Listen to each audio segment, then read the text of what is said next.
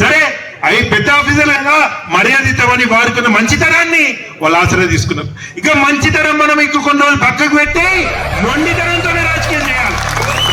మంచితనంతో రాజకీయం చేస్తే ఏమైంది?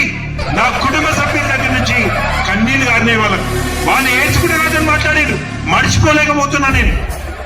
ఇవాళ చెప్తున్నా, 4 సార్లు ఎమ్మెల్యేనే కావచ్చు, మీ అందరికీ దివాకర్ రావు గారు నాయకుడు కావచ్చు, నాకు కూడా నాయకుడే. కానీ ఒక విషయం చెప్తున్నా, నాకు తండ్రి కూడా. బిడ్డ ఒక్కొక్కరి ఎట్లా పడితే అట్లా నాలుగతో మాట్లాడుతాను. అవకాశం వచ్చిన రోజు ఆ వీడియోలన్నీ నా దగ్గర ఉంటున్నాయి, మర్చిపోతలేను. సమాజంలో చీడపురుగులకు